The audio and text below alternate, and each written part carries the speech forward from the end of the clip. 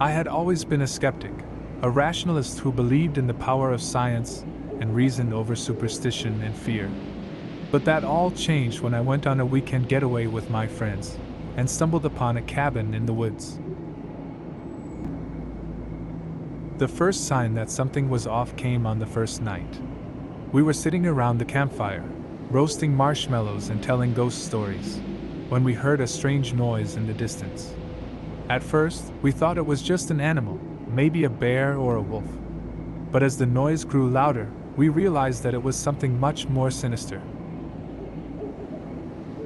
It was a howl, but not like any howl I had ever heard before. It was a sound of pure evil, a sound that made my blood run cold.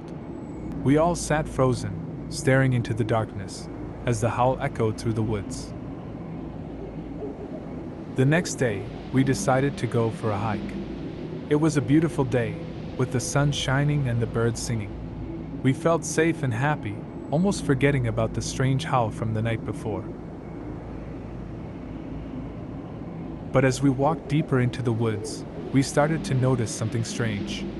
The trees around us seemed to be closing in, as if they were alive and moving. The air grew colder, and the sun disappeared behind dark clouds.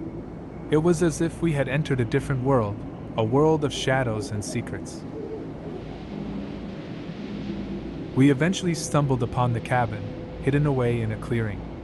At first, we were relieved it looked cozy and inviting, just like the brochure had promised.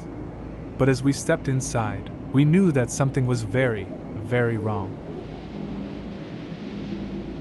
The cabin was dark and musty, with an air of malevolence that made our skin crawl. The walls were adorned with strange symbols and sigils, and the furniture was old and creaky. It was as if we had stepped back in time, into a place that should not exist. The room was plunged into darkness as the power went out, and we were left with nothing but the flickering light of the candles. We all huddled together, trying to comfort each other and ignore the fear that was building inside of us. Suddenly, we heard a scratching sound, coming from outside the door. We all froze, our hearts pounding in our chests, as we waited for whatever was out there to reveal itself. The door slowly creaked open, revealing a figure standing in the shadows. It was too dark to see clearly, but we could sense its malevolence, feel its hunger for our souls. One by one, the demons emerged from the darkness, their eyes glowing red with evil intent. They moved with an unnerving grace, their twisted limbs and jagged teeth glistening in the candlelight. We tried to fight back, to run, to do anything to save ourselves. But it was too late. The demons were too strong, too fast, too merciless. I watched in horror as my friends were torn apart, their screams echoing through the cabin. Blood splattered across the walls, the furniture, the floor, as the demons savaged their bodies with their razor-sharp claws. I could hear their voices, pleading for mercy, begging for help. But it was no use. The demons were deaf to their cries, consumed only by their insatiable hunger. And then, just as suddenly as they had appeared, the demons vanished, leaving nothing but death and destruction in their wake. As I sat there, alone in the darkness, I could hear the demons whispering to me, their voices like nails on a chalkboard. "You're next," they said. "We're coming for you." I knew then that I was doomed, that my fate was sealed. But I refused to go down without a fight. I would do whatever it takes to survive, to escape the demons' grasp, and to warn others of the danger that lurked in the darkness. For the demons were not just a myth, not just a legend. They were real, and they were out there, waiting for their next victim. And I was determined not to let them win. I stumbled through the darkness, not knowing where I was or what I was running from.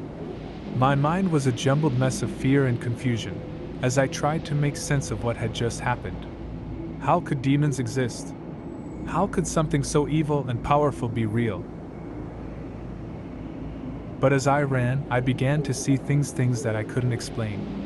Strange symbols etched into the trees, glowing eyes watching me from the shadows, and whispers in the wind that seemed to be calling my name.